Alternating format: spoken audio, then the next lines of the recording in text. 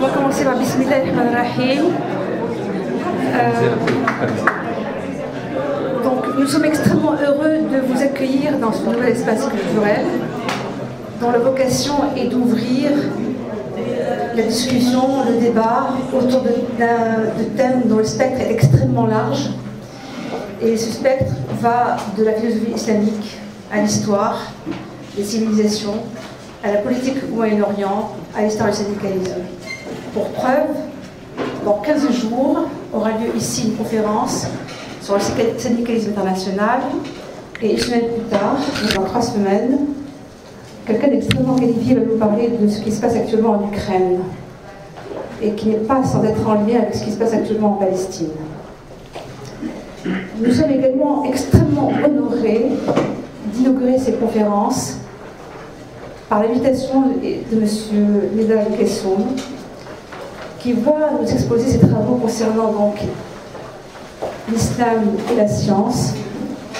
Et il est l'une des personnalités les plus indiquées dans le monde actuellement pour déployer cette problématique très, très complexe et riche, qui est la connexion entre l'islam et la science. Et avant de lui laisser la parole, je vais me permettre en quelques points de configurer l'espace dans lequel va se développer le débat qui va s'en suivre. Et le premier point est le suivant. Nulle religion au monde n'a inscrit quasiment dans son dogme la nécessité de la quête du savoir. C'est pratiquement une obligation, et aussi bien son texte sacré que sa tradition prophétique, que l'histoire de ces premiers siècles indique qu'il est fait obligation, sinon c'est un véritable commandement pour le fidèle, d'observer la nature, d'enquêter, de l'étudier, d'en tirer des lois. Et pour autant, tous les jours, nous sommes heurtés, écorchés par ce qu'on entend dans les médias, à savoir une véritable élaboration d'une coagulation entre l'islam, l'ignorance et la violence. Certes, nous avions l'habitude, c'était le fait de journaleux, de piscopies, pratiquement de mercenaires propagandistes. Mais en 2006, nous avons été réellement offensés qu'un pape, dans un discours qu'il avait fait à Ratisbonne, et qui devait traiter des liens entre la foi et la raison, dès le début de son discours et de sa leçon, cite un empereur byzantin, tout à fait méconnu, qui aurait entretenu une dialecsis avec un savant iranien musulman. Et dans cette leçon, les propos inauguraux étaient d'assimiler l'islam à la violence exclusivement et quasiment à la déraison. Son propos était effectivement de vouloir helléniser le christianisme, parce que, à son sens, il était devenu un peu trop mosaïque. Alors, nous pourrions répondre à la chose suivante. C'est que le début du christianisme, il faut savoir que le christianisme est devenu religion d'État en 380 par l'édit de Constantinople, qui a été tenu par l'empereur Théodose, et moins de 150 ans plus tard, en 529, l'empire chrétien d'Orient, parce que celui d'Occident n'existait plus, il a chuté en 453 à Rome, par l'invasion des barbares. L'acte majeur commis par le christianisme en 529 a été la fermeture de l'Académie de philosophie d'Athènes. Or, dès le début de l'histoire de l'islam, Damas puis Bagdad sont devenus des centres d'effervescence, de recherche, de développement artistique et scientifique extraordinaires. Certes, les savants musulmans ont traduit le grec, ont traduit la philosophie païenne et la science païenne grecque, mais ils ont outrepassé ça. Il serait extrêmement long et vain de citer tout ce que la civilisation islamique a apporté à la science. Mais Toutefois, je voudrais simplement citer la chose suivante. Il faut, pour que la science progresse, il faut un instrument mental capable de concevoir la chose qui va s'en suivre. Et il était extrêmement émouvant de lire dans les manuscrits de Ibn Haytham ce que c'est qu'une équation, parce qu'il n'y avait pas de langage formel en mathématiques, tout était écrit en phrases, donc c'est extrêmement développé. Une équation du premier degré prenait plusieurs pages. Et la chose extraordinaire qui a été apportée parce que l'instrument mental que doit développer le musulman et le fidèle, c'est l'unité, tawhid, l'unification, le concept de l'un, de l'unité de l'union. Eh bien, il fait état d'un élément qu'on appelle shay, qui est devenu, par dérives successives, le X qu'on connaît dans l'algèbre actuellement. Donc, on peut supposer un objet dont on n'a pas la preuve qu'il existe, et on veut le démontrer logiquement. Et ça, c'est le vrai début de la science.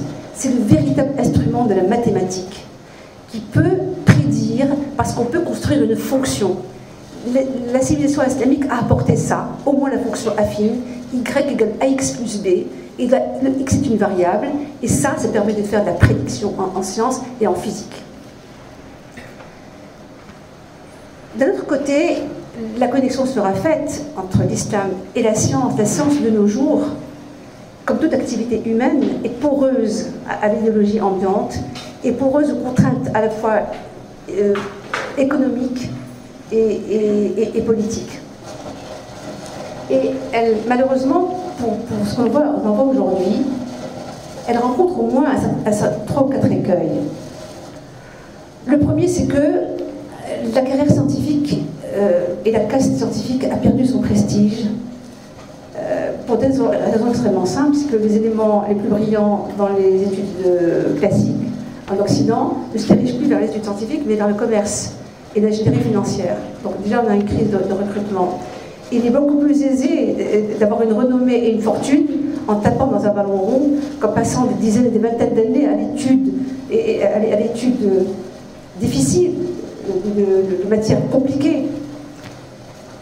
Le deuxième écueil, c'est que la science, malheureusement, est financée par des États, et financée également par des firmes privées qui vont orienter le sens de la recherche. Mais indépendamment de l'idéologie qui va imprégner cette recherche-là, on s'aperçoit que les laboratoires font des expériences en fonction du matériel dont ils disposent. La science ne se développe pas d'une façon abstraite comme ça dans la tête d'un individu.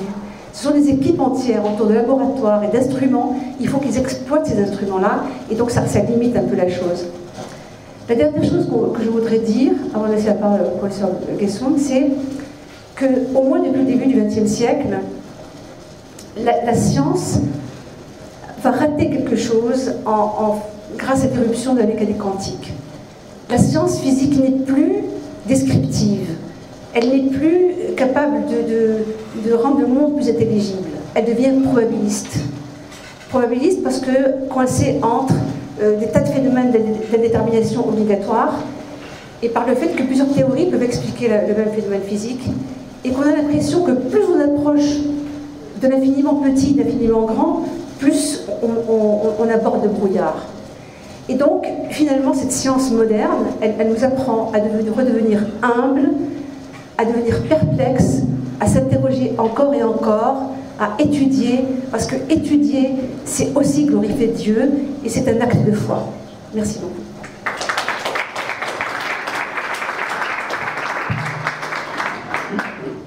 Bismillahirrahmanirrahim. Alhamdulillah Rabbil Alamin, wa salatu wa salam ala ashrafil mursalin, Sayyidina Muhammadin wa ala sahbihi ajma'in. Alhamdulillah, alladhi bi ni'matihi tatimmu s-salihat. Je vais me mettre debout pour quelques minutes avant de m'asseoir, parce que parfois je préfère parler debout, parfois je préfère parler assis. Mais pour ces premiers mots et cette introduction, avant que je me lance dans le vif du sujet, je voudrais d'abord dire à quel point je suis honoré et content d'avoir été invité par Dr Badia Benjelloun qui m'a contacté depuis des mois, qui m'a envoyé plusieurs emails m'invitant à passer quand je passerai, parce que comme vous voyez sur l'écran, je ne suis pas basé ici, je suis basé plutôt loin d'ici, à plusieurs heures d'avion. Mais je lui avais dit que je passais quasi régulièrement, une fois, deux fois, parfois trois fois par an en France, à Paris, et que je serais très content de venir faire une présentation et de discuter avec les gens quand je passerai. Et donc nous sommes là. Je viens d'apprendre aussi que c'est la première des conférences dans ce merveilleux espace, et j'en suis encore plus honoré. Je suis encore plus content d'avoir entendu l'introduction de Dr Benjelloun, parce qu'effectivement, elle a soulevé un certain nombre de points qui ne sont pas dans ma présentation, mais qui auraient parfaitement pu l'être.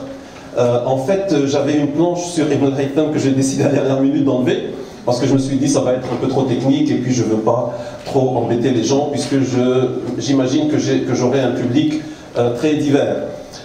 Mais je voulais aussi dire, par exemple, que l'histoire du pape Benoît et sa fameuse conférence à Ratisbonne, elle est dans mon livre. Donc on y reviendra un petit peu après. Ce livre, il parle de quoi exactement? Comment se fait-il qu'un livre sur l'islam et la science puisse avoir quelques pages sur la conférence du pape à Ratisbonne? Mais vous aviez très justement souligné la question centrale de cette conférence offensive, où le pape simplement a dit que le Dieu de l'islam est un Dieu irrationnel et violent. Voilà, pour simplifier. Et laissons la violence de côté, mais c'était cette idée de rationalité, que le Dieu de l'islam est irrationnel, et donc par conséquent la religion islamique est une religion irrationnelle.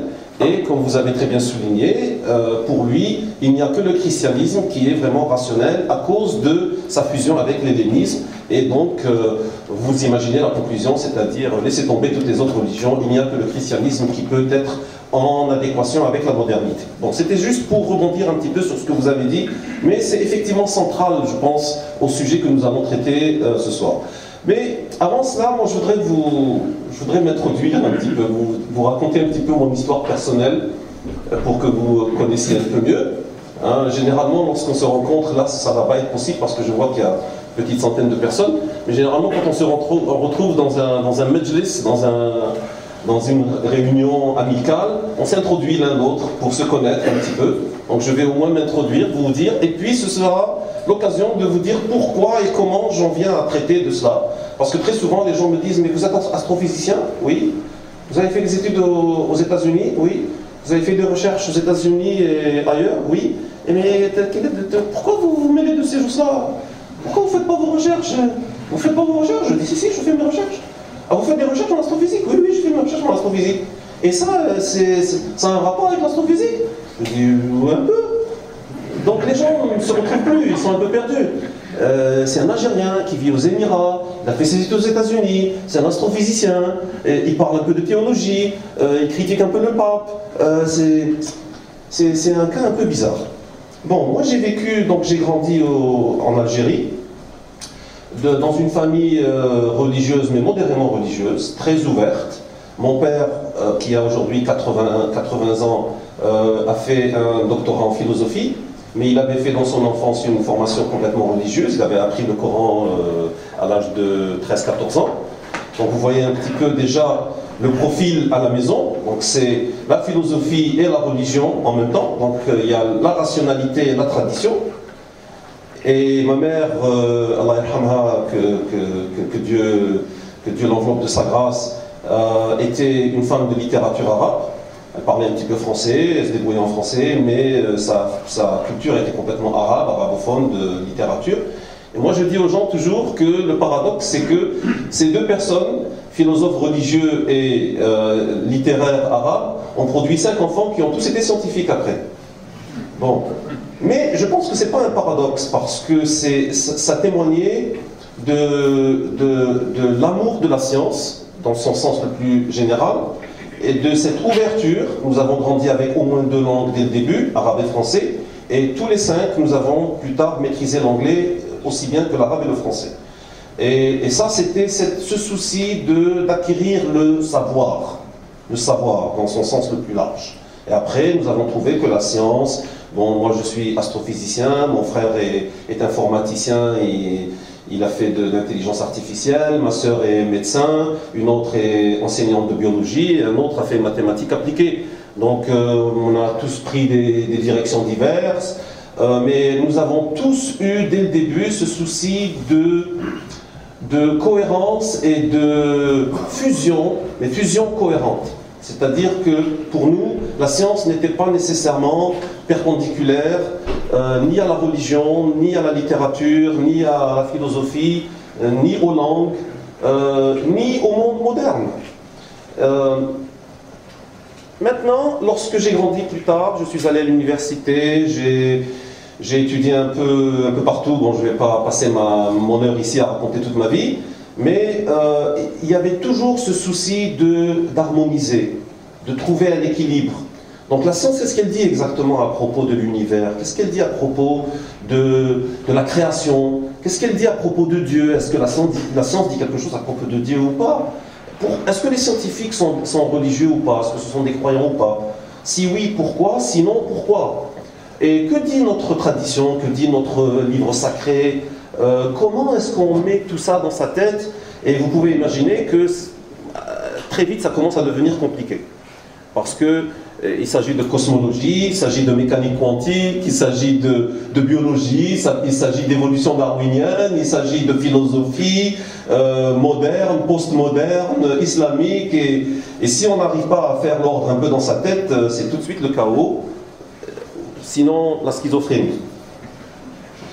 Bon, donc, lorsque je suis allé aux États-Unis, pour moi, c'était toujours cette quête de savoir et quête de sens. Quête de savoir, c'est-à-dire je voulais en savoir le plus possible surtout, mais je voulais aussi comprendre et que les choses soient en harmonie. Et ça, c'était pas facile. Parce que je lisais des choses, surtout dans ma culture, qui est restée très traditionnelle, malheureusement, qui semblait tout de suite dépassée, semblait tout de suite en déséquilibre, loin des acquis, loin des avancées qui avaient été faites durant les derniers siècles, aussi bien dans la science, dans la philosophie, etc. Et d'un autre côté, je lisais des choses dans la science qui parfois étaient choquantes, parfois étaient interpellantes, et parfois étaient éblouissantes. Et donc c'est comme ça que j'en suis venu à essayer de traiter de cette harmonisation de l'islam et de la science, de manière qui soit rigoureuse et cohérente. Rigoureuse dans le sens où ce que l'on doit dire de la science doit être véridique et avéré, et ça c'est un problème parce que beaucoup d'écrivains, surtout arabo-musulmans, s'en trouvent à dépasser ou dire des choses qui ne sont pas correctes. Et là, lorsqu'on lit des choses, lorsque quelqu'un lit des choses et trouve que c'est pas correct, tout de suite on rejette évidemment, et ça donne une mauvaise impression de notre culture. Et d'un autre côté aussi, ne pas dépasser ce que la science peut dire, ce que la religion peut dire, et c'est ce souci de cohérence, de rigueur et de délimiter chaque chose en sa place tout en l'imbriquant. C'est comme une grande fresque, une grande mosaïque où il faut vraiment tout mettre exactement bien. Si on arrive à le faire bien, c'est une image qui est extraordinaire. C'est ce qu'on appelle en anglais world view, c'est une vision du monde qui devient absolument extraordinaire. Si on arrive à vraiment le faire bien. C'est pas évident, c'est loin d'être évident. Mais si on ne le fait pas bien, c'est une image qui est complètement cassée. C'est une image qui ne tient pas. Quand on regarde, on se dit c'est quoi ça? Et donc c'est ça, toute la question est là. Je vais m'asseoir un petit peu juste pour avancer un peu plus rapidement parce que il va falloir expliquer. Bon, cette présentation d'aujourd'hui, cette conférence, si vous voulez, elle essaie de brasser un peu large, elle essaie de toucher un peu à tout. Comme j'ai dit, je sais généralement que ce genre de public est un public très divers et des gens ont des intérêts un peu historiques, Ibn al-Haytham, al-Biruni, Ibn Sina, etc. Omar al-Khayyam, mathématicien de très haute valeur, qui arrivait à résoudre les équations de 3e et 4e degré. Mais d'autres personnes ont plus des questionnements conceptuels et théologiques, disons, croire en quoi exactement, et que dit la science, et comment on harmonise les croyances, la foi en certains dogmes avec les connaissances de la science, etc. En fait, je vais essayer de présenter les réactions islamiques à la science moderne, parce qu'il y a eu quand même, je ne suis pas le premier à avoir essayé de trouver un terrain d'entente ou un équilibre entre la science moderne et la tradition, la culture, la religion islamique. Ensuite, je vous présenterai dans peut-être 5-10 minutes vraiment ma proposition, comment concilier l'islam et la science moderne, ce que j'appelle l'esprit d'Averroès et Ibn Rushd, qui fait l'objet grosso modo de mon livre. Et ensuite, si vous voulez, on parlera, généralement ça c'est tout un autre sujet, du problème de l'évolution biologique et humaine, comme exemple de ce que j'appelle généralement les questions qui fâchent, les questions qui sont difficiles à régler, que les gens soulèvent, et puis après, généralement, quel que soit ce qu'on dit, certaines personnes ne seront pas contentes. Donc, ce sont des problèmes difficiles ou des sujets difficiles, ce qui ne veut pas dire qu'il faut les éviter ou qu'on ne peut pas les traiter. Comme a dit Dr Benjeloun, la science et le savoir, comme vous voyez, c'est science/savoir, parce que c'est le mot ilm, qui est un mot très très général et très très sophistiqué, complexe, à plusieurs sens et à plusieurs niveaux, le mot ilm, que généralement je traduis par science et savoir, ou science ou savoir.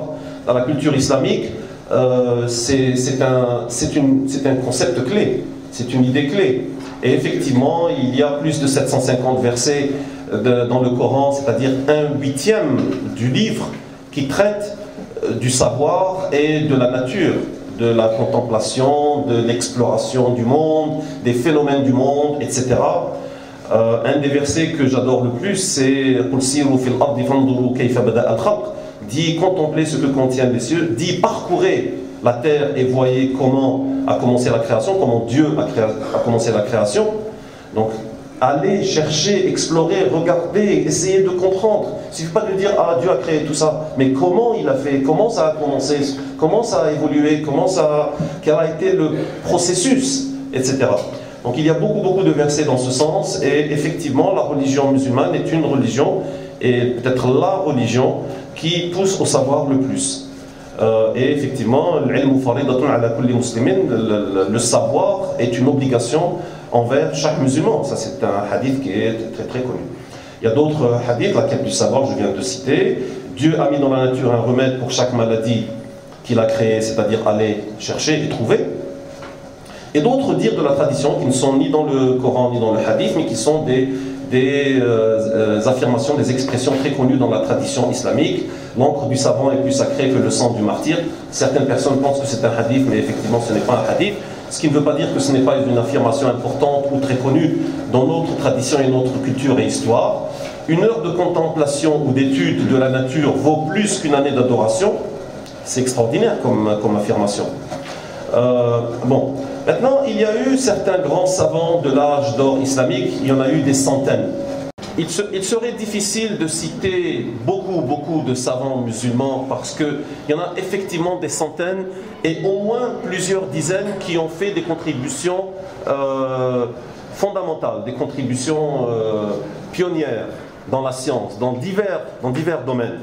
Mais ce qui m'intéresse le plus dans ce que je vais présenter ici, et j'aurai une planche dans un moment pour dire quelles ont été les grandes avancées, les grandes contributions de l'âge d'or de la science en islam. Et ce qui m'intéresse maintenant, ce sont les principes conceptuels qui ont été développés par les musulmans pour faire avancer la science. Donc, vous voyez par exemple Al-Kindi, qui était un philosophe c'est le philosophe arabe, c'est le premier philosophe, le philosophe al-awwal et le philosophe des Arabes.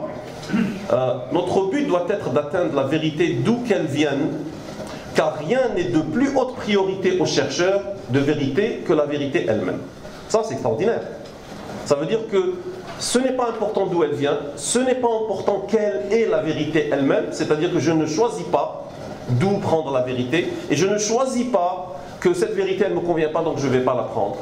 Donc le but premier et principal, selon Al-Kindi, et ça c'est le 9e siècle déjà, il y a 1100 ans au moins, c'était la quête de la vérité. Ça c'est important. Ibn Sina, Écoutez cette affirmation très simple et très profonde d'Ibn Sina sur l'importance d'apporter la preuve. Il dit qu'il ne s'agit pas d'autorité, il s'agit de preuve des affirmations et des vérités. Celui qui s'habitue à croire sans preuve s'est extirpé de son humanité naturelle. C'est-à-dire que vous ne devez jamais accepter une quelconque affirmation sans en exiger la preuve. Ça, c'est extraordinaire comme principe sur lequel on cherche le savoir. Al-Biruni adopta l'induction, ça on commence à avancer un petit peu dans la philosophie de la science, mais Al-Biruni il y a un peu plus de 1000 ans maintenant, adopta l'induction comme approche véridique en recherche scientifique. L'induction, c'est lorsqu'on part des choses qui sont à un certain niveau et puis on va vers le haut, c'est du bas en haut, l'induction. La déduction, c'est quand on part d'un certain principe haut et ensuite on en tire des conclusions ou des résultats qui sont plus bas, qui en sont extraits. Donc lorsqu'on extrait, on appelle ça une déduction. Lorsqu'on va vers le haut, on fait une abstraction, on appelle ça l'induction. Pendant très très très longtemps, pendant des siècles, la méthode qu'utilisaient les philosophes, et par extension les philosophes de la nature, c'est-à-dire les physiciens et les scientifiques, était la déduction. Et El-Biruni, qui écrit à Ibn Sina, qui était le monstre sacré de la science à l'époque, et après une certaine longue correspondance et échange, il lui dit « Mais en fait, je comprends maintenant quelle est la différence entre toi et moi. C'est la première fois en histoire que quelqu'un fait cette distinction fondamentale. » Ils disent « Vous raisonnez en tant que philosophe, c'est-à-dire que vous allez de haut en bas, vous adoptez la méthode déductionniste, c'est-à-dire que vous êtes aristotélicien. Et moi, je suis scientifique. » C'est la première fois, il n'utilise pas ce terme scientifique, mais il lui dit « Moi, je raisonne en tant que scientifique, je pars du terrain, je pars des faits et je vais vers les lois. » C'est-à-dire de bas en haut, je suis inductionniste, et vous êtes déductionniste, c'est pour ça qu'on n'arrive pas à s'entendre, on n'arrive pas à se mettre d'accord. Il y a beaucoup de livres récents sur la question de la science dans l'histoire de l'islam. La plupart sont en anglais en fait, hein. C'est quand même assez frappant et étonnant qu'il n'y a pratiquement pas de livres en arabe. Et ça, c'est des livres qui sont parus dans les 10 dernières années. Il y a un intérêt croissant et extraordinaire envers l'histoire de la science dans la culture musulmane, dans le monde anglo-saxon. Beaucoup moins, mais non nul, dans le monde francophone. Et très faible, malheureusement, et médiocre, je dirais, dans le monde arabophone. Ça, c'est juste sur le côté histoire. Qu'est-ce qui a été développé? Quels ont été les principes qui ont été mis en place et exécuter les principes de la recherche, de la quête du savoir, de la science, quelle était la définition de la science des gens, etc. etc. Ça, c'est juste un certain nombre de livres. Les plus simples, pour ceux qui maîtrisent l'anglais, c'est Science and Islam and History de Ihsan Massoud, et celui qui est à gauche, qui est peut-être l'un des plus récents, Light from the East, John Freely, un résumé général assez rigoureux et bien ficelé. J'aime bien ces deux livres parce que tous les deux, à la fin, ils ont un petit chapitre sur les temps modernes, qu'est-ce qui s'est passé dans le monde musulman, pour la science dans le monde musulman dans les temps modernes, et quels sont les enseignements à en tirer de cette grande évolution, de cette grande histoire qui couvre à peu près 1000 ans. La science en islam s'est développée pour plusieurs raisons. Pour des raisons religieuses, comme on a dit précédemment, parce que le Coran et l'islam poussent vers le savoir, c'est très simple.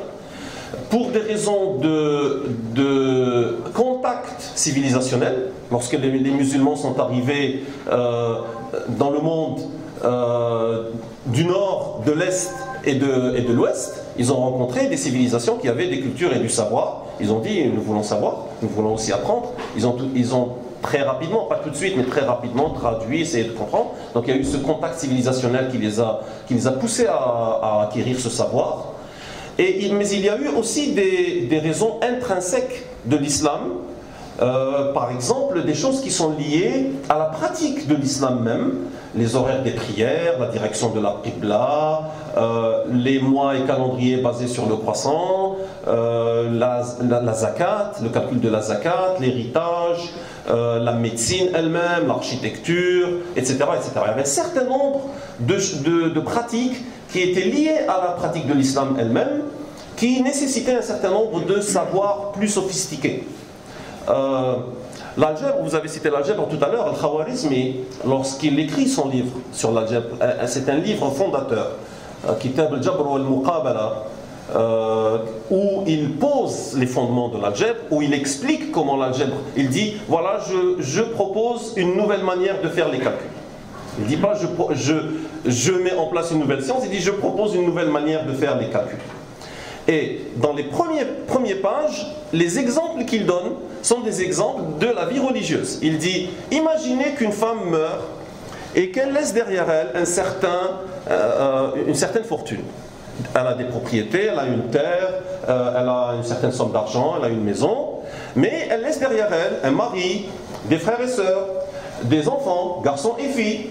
Et il dit, bon maintenant, comment est-ce qu'on va faire, et peut-être une dette, et maintenant comment est-ce qu'on va savoir comment on va faire tout ça? Il dit, bon ben on peut le faire de manière arithmétique, hein? On soustrait, ensuite on divise, on multiplie, etc. Mais il dit, mais ça ce ne serait pas une bonne méthode de calcul, parce que cette méthode de calcul, il faut à chaque fois faire ce calcul. Il dit, moi je vous propose une méthode générale, hein? C'est le shape. C'est le X, le shape qui est devenu sin, qui est devenu X. Il dit, considérons un problème général. Un problème général de zakat, d'héritage, de quoi que ce soit, de calcul. Et il dit, voilà, la méthode générale de traiter ce genre de problème est la suivante. Et donc il explique comment on fait l'algèbre. Donc c'est-à-dire, voilà, on passe ce terme de droite à gauche, on met un signe moins, on soustrait, on ajoute. Ça c'est le jabr al-muqabala, on enlève des deux côtés, on divise des deux côtés, etc.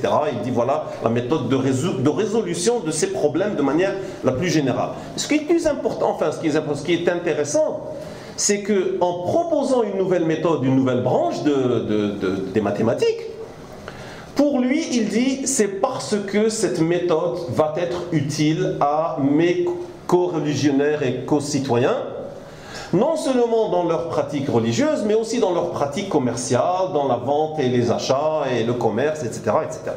Donc il y a eu des développements, les horaires des prières, toute la géométrie, la géodésie. La trigonométrie sphérique, le gros de la trigonométrie sphérique a été développé par les musulmans, parce que justement, il fallait calculer toutes les positions des astres et calculer les directions de la Qibla. Et les gens, tout de suite, contrairement à ce que beaucoup pensent aujourd'hui, il y a 1000 ans, plus de 1500, 2000 ans, tous les gens qui avaient le moindre savoir savaient que la Terre était ronde et savaient que la voûte céleste était ronde. Et donc il s'agissait de faire des calculs sur une surface qui était sphérique. Et donc il fallait faire de la trigonométrie sphérique. Les triangles ne sont pas des triangles plans, ce sont des triangles sphériques. Donc il fallait développer toute cette trigonométrie sphérique pour pouvoir calculer non seulement la direction de la Qibla, comme ça ou comme ça, mais aussi calculer la position de la Lune, la position du Soleil, de jour et de nuit, et calculer les horaires de prière, etc. etc. Bon. Et ce n'est pas étonnant que l'un des plus grands legs de la science arabo-musulmane d'antan étaient ces grands observatoires astronomiques. Pour citer juste très rapidement les plus importants, mais ils ont vraiment couvert une longue période. Le plus ancien, le premier observatoire à être bâti était celui de Damas, de la banlieue de Damas, de Jabal Qassioun, et presque immédiatement celui de Bagdad, de Shammasiyya à l'extérieur de Bagdad, tous deux bâtis par Al-Ma'moun. Et le dernier à avoir été bâti, si on laisse de côté, si on ne compte pas la civilisation musulmane de l'Inde, c'est-à-dire le grand observatoire de Jaipur, qui a été bâti au XVIIIe siècle, mais si on se limite qu'au monde musulman traditionnel, c'est-à-dire de l'Andalousie jusqu'à l'Asie centrale, le dernier observatoire à avoir été bâti était à la fin du XVIe siècle à Istanbul. Donc vous voyez, du début du IXe siècle à la fin du XVIe siècle, sans compter la civilisation indienne musulmane de Jaipur. Et donc il y avait des observatoires absolument extraordinaires où on trouvait des instruments qui étaient bâtis sur le terrain et sur le sol, qui faisaient 40 mètres de courbure, des bâtiments qui faisaient 30 mètres de haut, comme celui-là de Samarkand. où il y avait là ça c'est un sextant extraordinaire qui fait 40 mètres de rayon, où on faisait des observations, où la lumière tombait des astres différents, de jour et de nuit, et on pouvait lire sur l'escalier, comme vous voyez, sur l'escalier comme ça.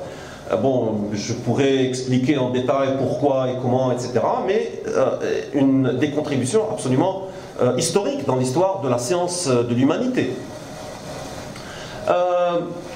Juste quelques exemples aussi bien artistiques que littéraires et scientifiques. Ce sont des tableaux et des fresques. Là, c'est un tableau de, je crois que c'est Tosi, Nasir-ad-Din Tosi avec ses disciples. On voit un astrolabe suspendu au plafond.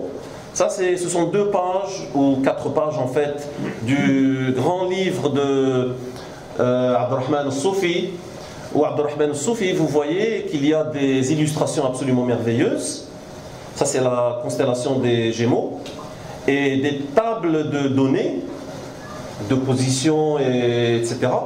Et des explications avec des diagrammes géométriques et, comme a dit Dr. Mjloun auparavant, avec des phrases qui décrivaient les équations mathématiques, en fait. Et ça, ce sont des manuscrits qui datent d'il y a 900 et 1000 ans. Et c'est extraordinaire. Mais aussi, il y avait de l'art derrière. Ça, c'est l'illustration du plafond en haut. L'illustration du plafond qui, comme vous voyez, avait déjà un aspect cosmologique, un aspect astronomique, où les gens aimaient se représenter le ciel, même dans le plafond de leur maison, de leur palais.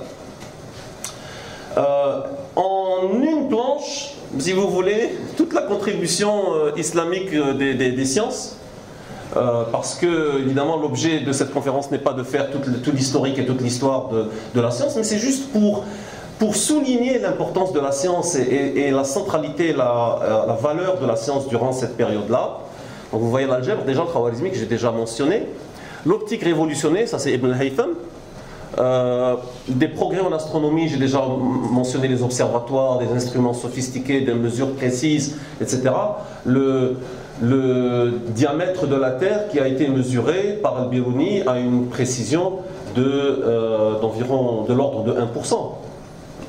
Il y a 1000 ans, en Afghanistan, imaginez, si on vous dit quelqu'un en Afghanistan il y a 1000 ans a mesuré le diamètre de la Terre à une précision de 1%, vous vous dites c'est pas possible, comment ça, d'où il est sorti celui-là, qu'est-ce qu'il a fait? Trigonométrie, j'ai mentionné, des progrès en mathématiques, des théories des nombres, résolution d'équations de 3e et 4e degré, des progrès en physique, des progrès en médecine. Et évidemment, je connais très peu de médecine, mais sinon je pourrais aussi m'étaler sur cela, parler des hôpitaux, une des grandes contributions, des hôpitaux psychiatriques, des hôpitaux, des chirurgies, des instruments, mais alors il y en avait des centaines d'instruments pour la chirurgie, etc., etc. Bon. Excusez-moi si je vous déprime là, je vais aller vous déprimer tout de suite, après toute cette nostalgie. Mais lorsqu'on regarde la science dans le monde musulman aujourd'hui, on regarde la production et l'activité scientifique d'aujourd'hui et qu'on la compare à ce qui s'est passé il y a 500 ans, 800 ans, 1000 ans, c'est une véritable dépression qui nous saisit. Pourquoi? Par exemple, sur environ 2000, plus de 2000 maintenant, près de 3000 universités dans le monde musulman, aujourd'hui, qui fait 1,6 milliard de personnes, seules quelques-unes, elles se comptent peut-être 3 ou 4, disons 5 maximum, sont dans le top 500 du monde. En fait, il n'y en a aucune qui est dans le top 250. Il y en a qui sont entre 300 et 400, 400 et 500, mais c'est tout. Donc ça vous donne déjà une idée de la qualité de la science et de la recherche scientifique dans le monde musulman.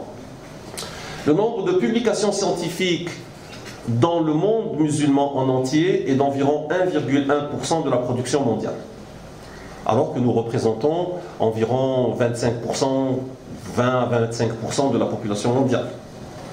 Et nous ne manquons pas de ressources financières, naturelles, etc. Mais la contribution scientifique est d'environ 1%. En 1999, bon, ça commence à être un peu daté, je devrais aller réactualiser toutes ces données, toutes ces statistiques, mais pour vous donner une idée, en 1999, seuls 134 inventions ont été brevetées dans tout le monde musulman, comparé à plus de 3000 en Israël seulement. Et là, je ne compare pas avec la France ou avec la Grande-Bretagne ou les États-Unis ou même la Suisse ou même l'Italie. Je compare avec Israël. Le nombre de papiers scientifiques fréquemment cités, là c'est une question de qualité maintenant. C'est-à-dire, bon, on publie beaucoup de papiers, mais beaucoup de papiers qui ne sont jamais cités, qui n'ont pas de valeur. Les citations des papiers est généralement une indication grossière de la qualité du papier. Un papier, publication scientifique qui a une grande valeur, elle va être citée par d'autres beaucoup de fois. Donc le nombre de papiers scientifiques qui sont fréquemment cités par million d'habitants est de 0,02 en Égypte, 0,01 en Algérie, 0,53 au Koweït, 38 en Israël. Donc déjà, on compare Israël en Égypte par million d'habitants, on en est à peu près un facteur de 4000. 43 aux USA, 80 en Suisse, etc., etc. Je vais vous montrer maintenant quelque chose qui est un peu plus personnel, les résultats d'un sondage que j'ai effectué auprès d'étudiants et de professeurs au sein de mon université il y a quelques années. Ça c'est dans mon bouquin, entre parenthèses, c'est dans l'annexe à la fin du livre, avec beaucoup de résultats. Je vais vous montrer juste une ou deux planches de résultats pour vous donner une idée de la situation. Alors, par exemple, ça, ce sont les réponses des étudiants musulmans lorsque je leur ai demandé quel est l'âge de l'univers. Ça, rappelez-vous, ce sont des étudiants universitaires. Quel est l'âge de l'univers? Alors, au lieu de leur demander quel est l'âge de l'univers exact et que je m'attende qu'ils me disent 13,8 milliards d'années, non, je sais que là, beaucoup de gens n'ont pas le chiffre exact, ne savent pas. Alors, je leur donne des possibilités. Je leur dis, est-ce que c'est des milliers d'années? Dans les dizaines de milliers d'années, centaines de milliers d'années, des millions d'années, milliards d'années, dizaines de milliards d'années, ou je ne sais pas du tout. Je ne sais pas du tout, aucune idée.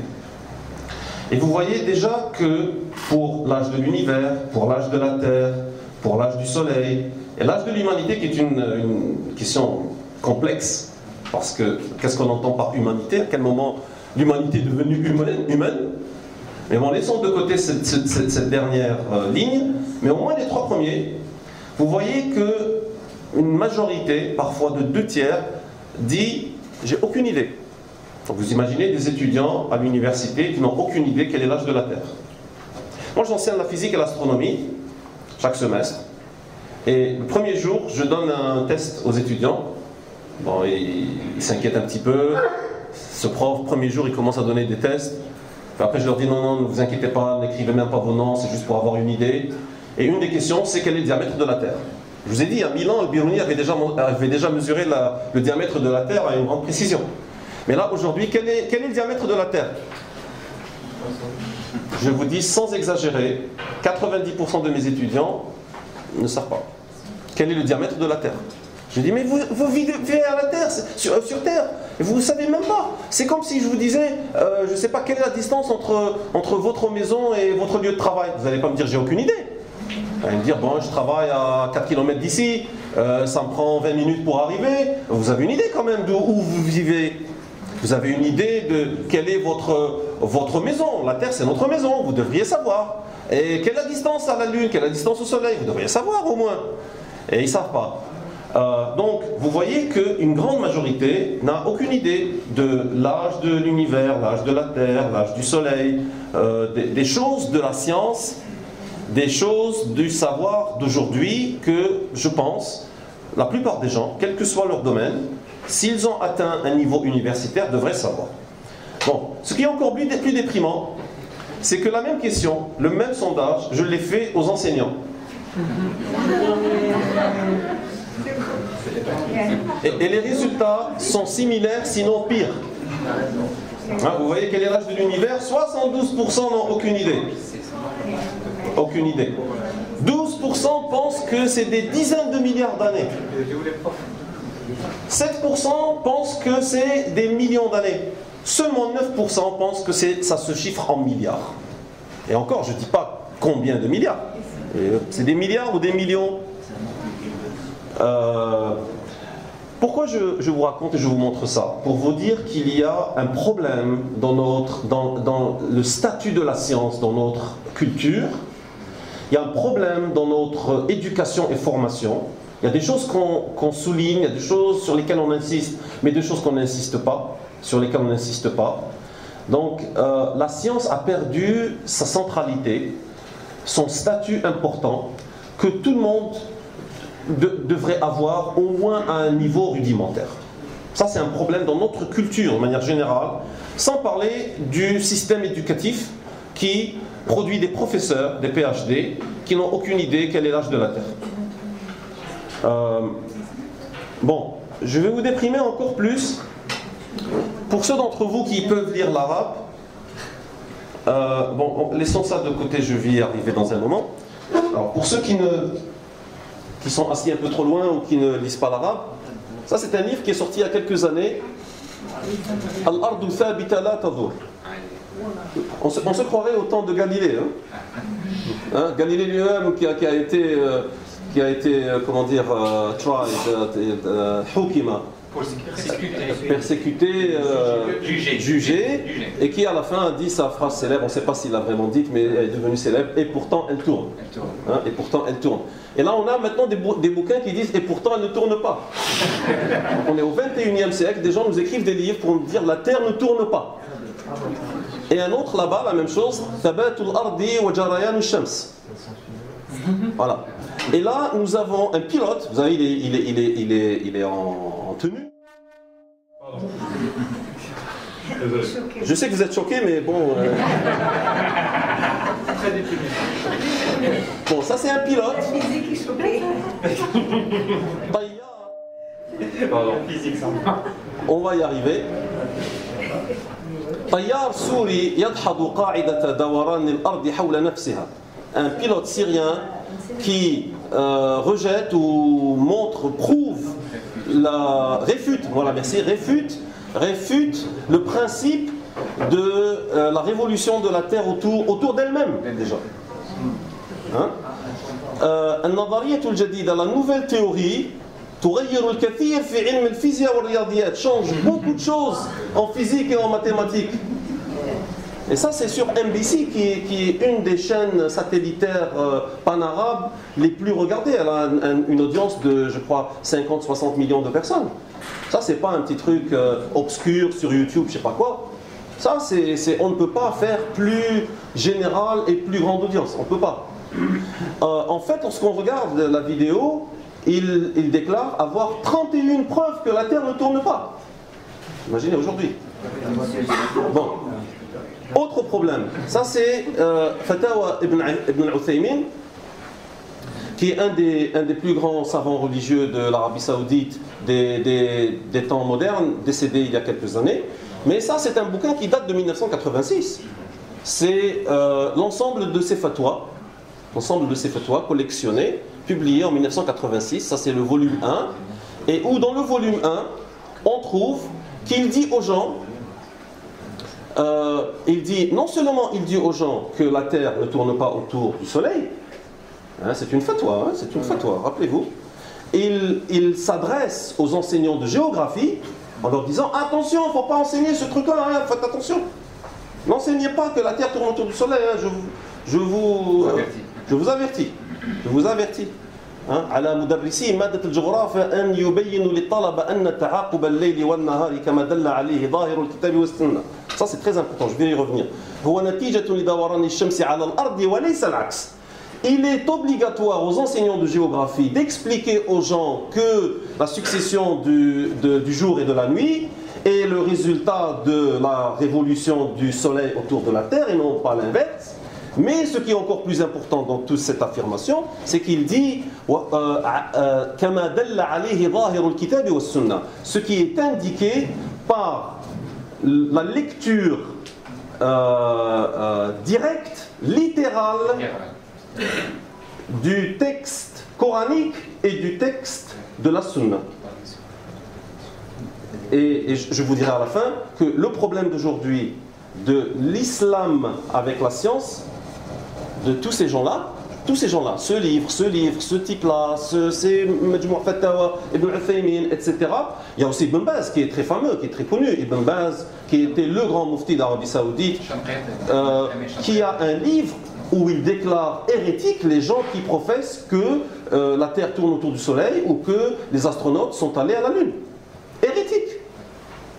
Et le problème, c'est un problème de littéralisme. Rappelez-vous de ce mot, le littéralisme. C'est lorsqu'on adopte une lecture, une posture littéraliste envers le Coran ou envers toute la culture islamique, toute la tradition islamique, il est absolument évident que nous obtiendrons ce genre de résultats, que nous aurons ce genre de schizophrénie, ce genre de conflit, non seulement avec la science, mais avec beaucoup d'autres choses qui sont en rapport avec le monde moderne, etc. Donc c'est, en fait, je pourrais m'arrêter là.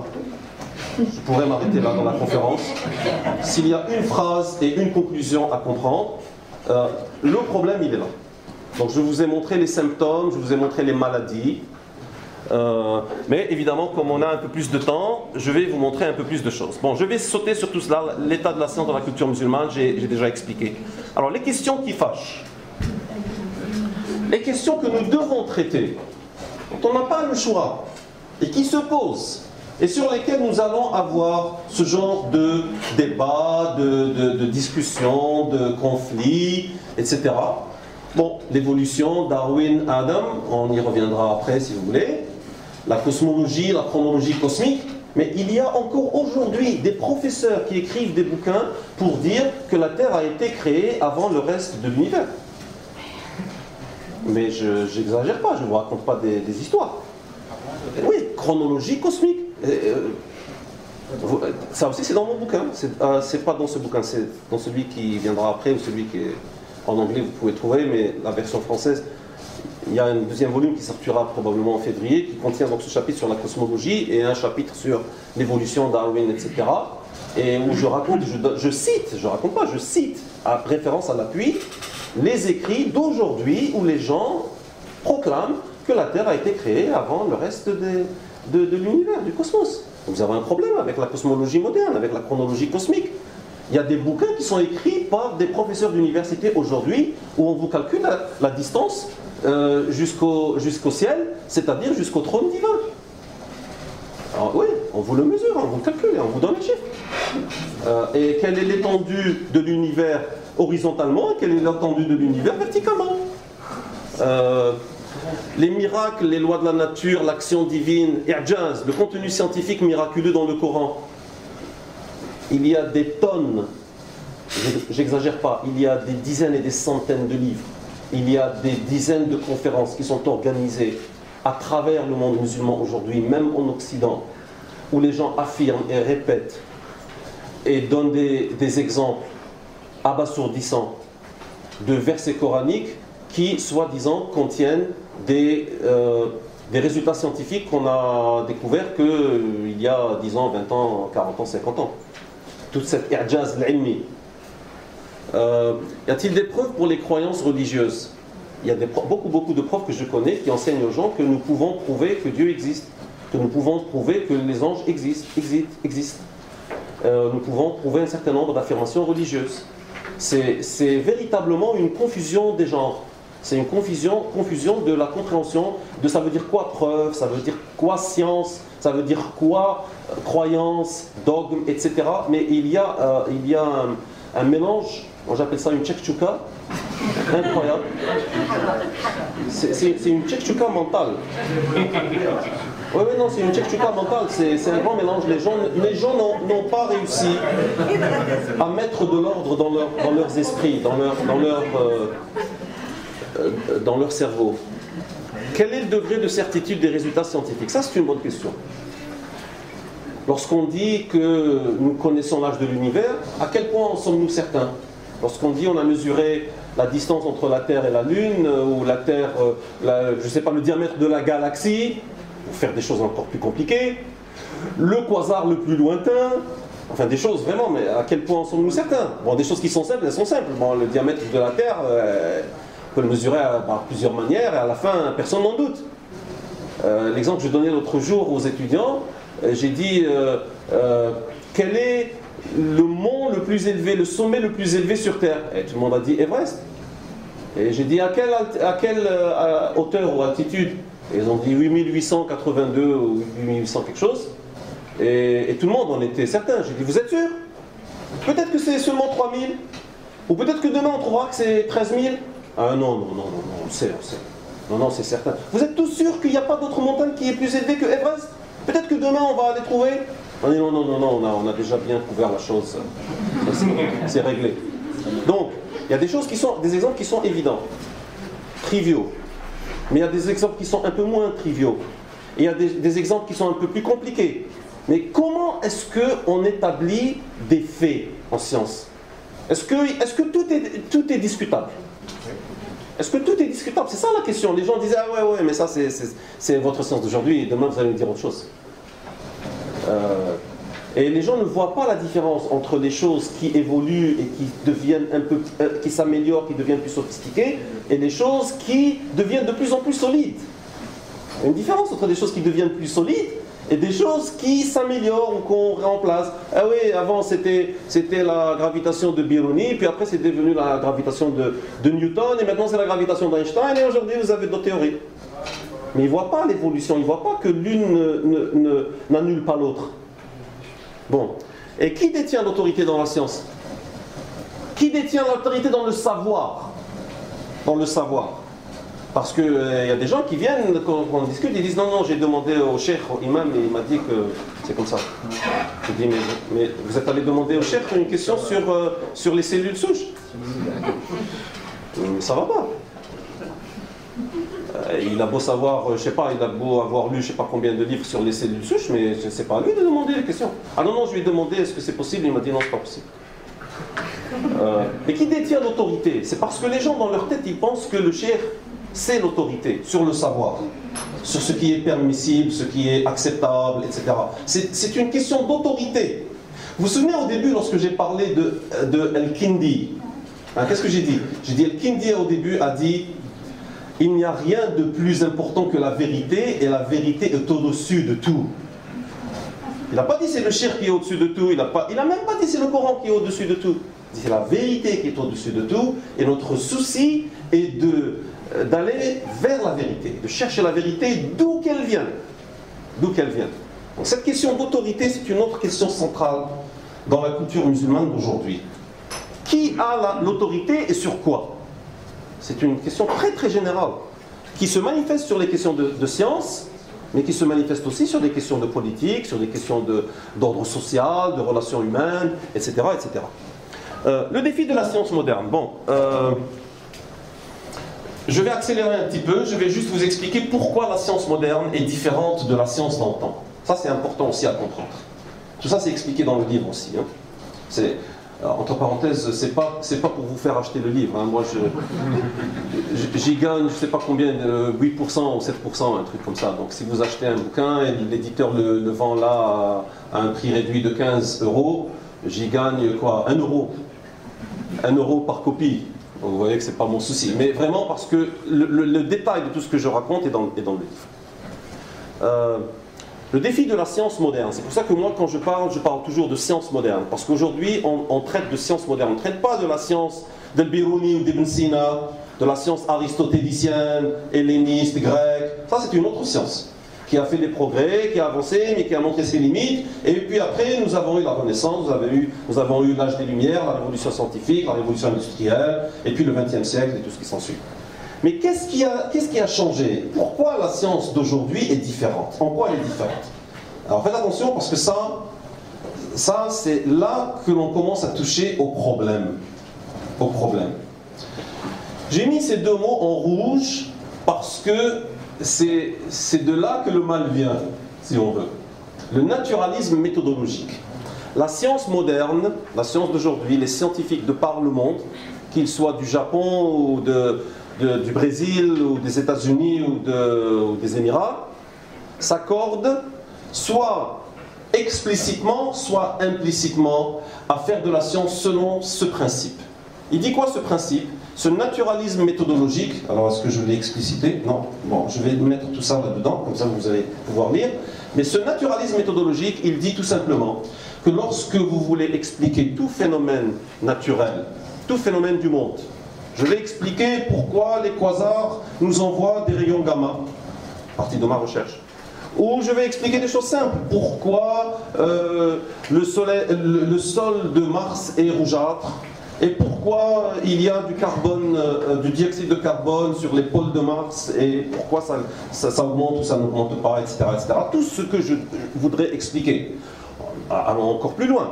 Je veux expliquer la maladie mentale d'une personne, d'un patient. Je veux expliquer n'importe quel phénomène du monde, qu'il soit physique, humain, social ou quoi que ce soit. La science moderne dit vous devez vous limiter à des causes naturelles.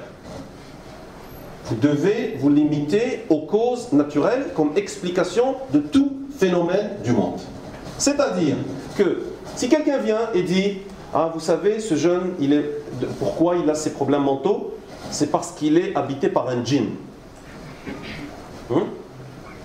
Les scientifiques vont lui dire non, non, vous pouvez croire ce que vous voulez, vous avez le droit d'aller chez vous, croire en tout ce que vous voulez, ça c'est votre problème, mais si vous voulez nous expliquer une maladie mentale, un phénomène physique, chimique, biologique, météorologique, quoi que ce soit, vous ne devez jamais faire appel à des causes surnaturelles, non naturelles.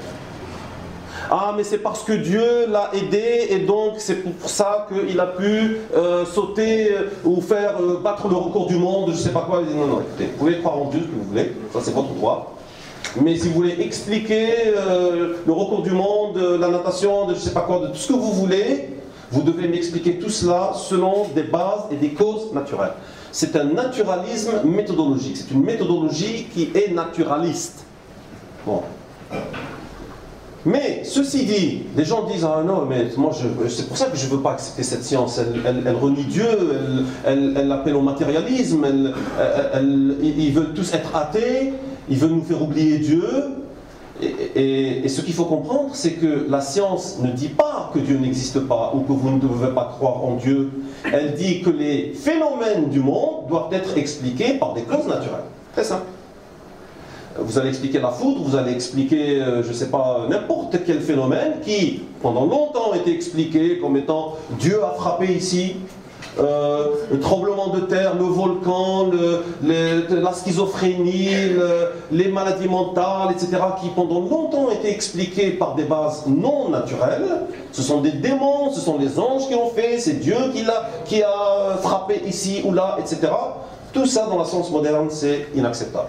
Donc, vous pouvez croire qu'il y a un Dieu, que vous avez une relation avec lui, que vous priez, qu'il vous guide, que demain il va y avoir un jugement, qu'il y a un enfer, ou il y a un paradis, ou qu'il y a une vie après la mort, qu'il y a un esprit, une âme, tout ça, vous pouvez croire, ça c'est votre droit. La science ne dit pas que vous ne pouvez pas croire ça, pas du tout. Mais si vous voulez m'expliquer quoi que ce soit, vous devez vous en limiter aux causes naturelles. Ça, on appelle ça le naturalisme méthodologique.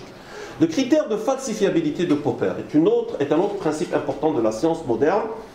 Karl Popper, un philosophe autrichien des années 30-40, il est mort je crois vers les années 80-90, a posé un critère simple. Il a dit, pour qu'une proposition, pour qu'une hypothèse, ce qu'on appelle généralement une théorie, mais je préfère utiliser les termes hypothèse ou proposition, soit scientifique, pour qu'elle soit acceptée dans le domaine de la science. Ça ne veut pas dire qu'elle est forcément correcte. C'est une proposition, c'est une hypothèse que je propose pour expliquer un phénomène. Pour qu'elle soit acceptée dans le domaine de la science, il faut qu'elle soit falsifiable. Ça veut dire quoi falsifiable? Ça veut dire qu'on peut prouver qu'elle est fausse ou qu'on peut prouver qu'elle est correcte. Elle contient en elle-même des prémices pouvant montrer ou démontrer sa véracité ou sa fausseté. Si je fais une proposition, je dis bon, comment on va vérifier votre proposition? Je dis ah désolé, il n'y a pas de vérification possible dans la proposition. Vous allez me dire, qu'est-ce que vous allez me dire? Ce n'est pas une proposition scientifique. Vous allez dire bon ben vous êtes en train de philosopher, vous êtes en train de spéculer, vous êtes en train de parler un peu de manière artistique, c'est votre droit, vous faites de la poésie, votre droit, mais vous ne faites pas de la science. Ça, c'est la science d'aujourd'hui. Donc, on est obligé de se tenir dans un cadre méthodologique. C'est toute cette méthodologie qu'il faut comprendre. Comment fonctionne la science moderne, la recherche et découverte, production de nouveaux savoirs, le peer review, l'examen par les collègues. Ça, c'est aussi très important. Les gens disent « Ah ouais, mais ça, c'est la théorie de Darwin. Ça, c'est Darwin. Bon, il ne croyait pas, ce qui n'est pas tout à fait correct. Et c'est pas la théorie de X ou de Y, ça n'existe plus. Ça, c'est les philosophies qu'on peut dire. Ah, ça, c'est la philosophie de Jean-Paul Sartre, ou ça, c'est la philosophie de Nietzsche, ou ça, c'est la philosophie de Heidegger, ou je ne sais pas qui. Mais on ne peut pas dire c'est la physique de X. C'est quelqu'un qui a proposé une théorie, ou proposé des équations, proposé quelque chose, mais après, elle a été traitée, regardée, vérifiée, expérimentée par des dizaines et des centaines de scientifiques. Donc, lorsqu'on dit la relativité d'Einstein, c'est la relativité qui a été proposée par Einstein, mais qui a été vérifiée par combien de personnes? Des milliers de scientifiques. Des milliers de scientifiques. Donc, c'est pas l'idée d'Einstein. Bon, on peut être d'accord avec Einstein, on peut ne pas être. Moi, j'aime bien les écrits d'Albert Camus. C'est pas la même chose. C'est pas j'aime bien les écrits d'Albert Einstein. Oui, non, je trouve que sa proposition, vraiment, elle est bien. Hein. Non, c'est pas comme ça. La construction de paradigmes, les révolutions, etc. Tout ça, il faut bien le comprendre. Qu'est-ce qu'une théorie scientifique? Qu'est-ce qu'un fait? Les faits établis par la science changent-ils avec le temps? Tout ça, c'est important. Bon, il y a eu des réactions islamiques. Je vais juste vous montrer peut-être une planche et m'arrêter, puis après on pourra discuter comme vous voulez. Les réactions islamiques, parce que les musulmans, évidemment, une fois qu'ils ont acquis un peu de savoir au XXe siècle, se sont rendus compte que la science, elle est allée dans certaines directions, nous, qu'est-ce qu'on en pense? Parce que comme j'ai dit, il y a eu une évolution de la science. La science d'il y a 2-3 siècles, c'était pas comme ça. Et j'ai dit, Karl Popper, c'est un philosophe du XXe siècle. Thomas Kuhn, un physicien philosophe qui a publié son livre important, La structure des révolutions scientifiques, 1962. Donc tout ça, c'est des développements récents. Toute cette philosophie de la science, elle évolue, elle a été raffinée. Et les musulmans se sont rendus compte après un certain temps, on est passé par toute la période coloniale, on ne savait rien de rien, on ne savait pas ce qui se passait dans le monde, on n'avait rien découvert, on n'avait rien compris, on n'avait rien appris. Mais après, on a commencé à comprendre, on a commencé à se rendre compte que le monde a évolué. Et on a dit, il faut qu'on se positionne envers ça. On prend, on prend pas. On accepte, on n'accepte pas. Qu'est-ce qu'on fait? On ferme les frontières et on dit on fait notre propre science? On ne parle pas aux Occidentaux? Ou on accepte ce qu'ils disent? Mais dans ces cas-là, comment intégrer tout ça dans notre worldview, dans notre vision du monde, dans notre tradition et notre culture et civilisation? Donc il y a eu des réactions. Parmi ces réactions, il y a eu cette proposition d'une science sacrée. Sayyid Hussein Nasr, un philosophe iranien qui vit toujours, qui a à peu près 80 ans aujourd'hui. Il vit aux États-Unis depuis à peu près une trentaine d'années, qui a écrit des dizaines de bouquins, qui est assez dur envers la science occidentale, la science moderne, et il essaie de reconstruire, selon lui, il faut reconstruire toute cette science. Une science sacrée. Il dit le problème de la science moderne, c'est qu'elle a renié Dieu, elle a sorti Dieu de son cadre. Et nous n'irons pas loin comme ça en laissant Dieu en dehors du cadre de la science, selon lui. Il dit nous devons réintégrer tout ce qui est sacré, pas seulement Dieu, les anges, les démons, les esprits, tout doit être intégré. Une science sacrée qu'il faut développer. Et il y a des livres sur ça. Science éthique, la science islamique éthique selon Ziauddin Sardar, qui est un écrivain, penseur d'origine pakistanaise qui vit en Angleterre. Il a 63 ans maintenant. Et son groupe, son école de pensée qui est défunte aujourd'hui, qui s'appelle les Ijmali. C'est quoi la Ijmali? Ijmaliyin, en anglais on dit holistic. Des termes arabes, Ijmal. Oui, c'est exactement le terme arabe. Ijmali, c'est-à-dire global, globalisé. Voilà, une vision globale. Selon lui, il dit, le problème c'est que la science, elle est devenue trop fragmentée, trop focalisée. Et ce qu'il faut faire, c'est rebâtir une vision globalisée de l'existence, de la science, etc., où on intègre l'éthique, on intègre les principes de l'existence, al-khilafa, etc. Tout ça, il faut l'intégrer. Mohamed Abdus Salam, qui est un physicien pakistanais, qui est le premier musulman à recevoir le prix Nobel en physique et en sciences naturelles, qui, lui, Les gens disent bien sûr, il a été formé en Angleterre, il a passé sa vie en Europe. Évidemment qu'il va dire que la science est universelle, parce qu'il a dit écoutez, arrêtez avec ces histoires de science islamique, tout ça. Ça n'existe pas, la science est universelle. Bon, il y a des manières d'intégrer les choses, mais la science en elle-même, il n'y a pas de science. Il a une phrase célèbre il n'y a pas de science islamique comme il n'y a pas de science juive, hindoue, chrétienne ou chinoise. Il dit non, la science est la science. La science, elle est universelle. Et évidemment, il y a eu beaucoup de débats sur ça. Et puis, il y a eu d'autres voix durant les quelques dernières décennies. J'ai déjà mentionné l'Ijaz qui est souvent attribué à Maurice Bucaille, mais qui en fait n'est pas vraiment dû à Maurice Bucaille, ça on pourrait en parler. Et il y a aussi cette proposition de Mehdi Golshani, qui est un physicien-philosophe iranien, qui a à peu près 70 ans aujourd'hui, qui propose que la science soit théiste. Soit théiste, c'est-à-dire croyante. Il dit, on peut prendre toute la science telle qu'elle est faite, mais il faut lui rajouter une espèce de manteau croyant, une espèce d'enveloppe croyante, l'envelopper d'une vision croyante du monde. Donc on peut faire les équations d'un musulman ou d'un japonais, d'un croyant et d'un athée vont être les mêmes. L'expérience, on va faire la même expérience, on va recevoir les mêmes résultats. Ça, il dit, évidemment, il n'y a pas de problème. On ne va pas faire des expériences différentes parce que moi je suis croyant et quelqu'un d'autre ne l'est pas. Mais la façon dont on comprend toute la science, tout le savoir qu'on en tire à propos du monde, etc., doit être théiste, doit être sous l'autorité ou sous l'aile de Dieu, si on veut. Hein? Voilà, je vais m'arrêter ici. J'avais beaucoup plus d'autres planches, mais ça prendrait trop de temps et je voudrais aussi vous donner l'occasion de poser des questions, de faire des remarques. Professeur, pour l'EIP. Pardon? Pour l'Institut international de Ma'ad al-Ali al-Fikr islami. Ah oui, oui, il y a effectivement, je ne sais pas pourquoi j'ai oublié ça ici. Il y a une autre proposition qui est la proposition de Ismail al-Farouqi, qui est un penseur palestinien qui a vécu aux États-Unis et qui a été assassiné au milieu des années 80. Avec sa femme. Avec sa femme, effectivement. Avec sa femme, Lamia al-Farouqi. Deux grandes personnes, effectivement, deux très grandes personnes. Mais Ismail al-Farouqi avait fait cette proposition. Il a un petit livre qui s'appelle le Manifeste de l'islamisation du savoir.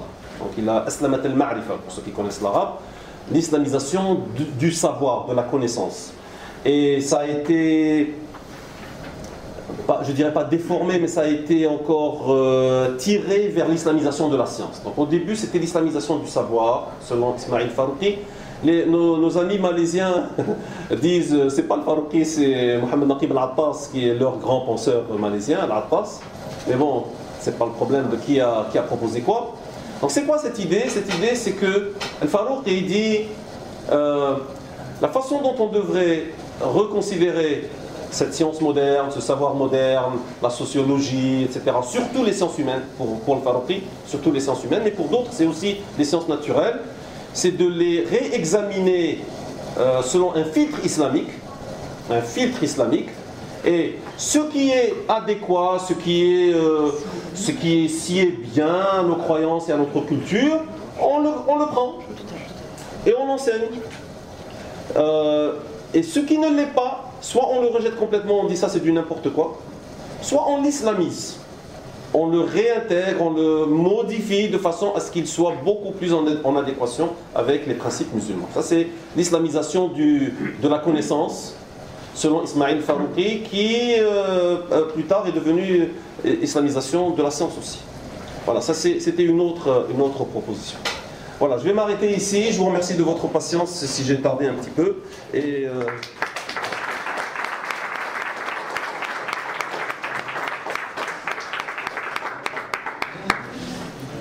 oui, merci beaucoup. Alors effectivement, nous essuyons les plâtres et en même temps, les micros ne marchent pas toujours très bien. Je pense que c'est vraiment un problème de connexion des fils. Non, c'est vraiment le fil qui ne marche pas très bien. Merci infiniment, monsieur le professeur. Pardon.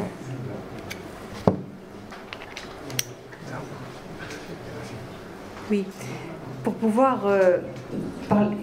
islamiser la science, ce ne peut être que le fait de scientifiques, déjà. Il faut que la personne qui prétende vouloir islamiser la science ait un background scientifique suffisant pour pouvoir s'attaquer à ce problème-là. Et nous attendons de nos étudiants actuels et des musulmans et des fidèles qu'ils soient d'authentiques scientifiques au sens effectivement moderne du terme, et qu'ils réévaluent ou qu'ils évaluent ce qu'ils font en fonction de leur foi. Mais il n'est pas donné à n'importe qui de s'attaquer au texte coranique et de s'inspirer de quelques petites données fournies par Wikipédia pour prétendre décrire le merveilleux dans le texte coranique. Ce qui me dérange un petit peu dans cet aspect des choses, c'est que, je vais être spinoziste si je peux dire, le miracle c'est déjà d'être là, c'est déjà l'être. Et le miracle c'est déjà le Coran. Pourquoi vouloir valider la miraculosité du Coran à travers un fil scientifique qui est fourni effectivement par l'Occident de certaine façon? Le miracle c'est déjà le Coran. Et il n'y a pas à surinterpréter. C'est comme si on mettait en doute ce Coran-là et qu'on voulait le passer sur le tamis de connaissances éparses et manifestement souvent mal digérées.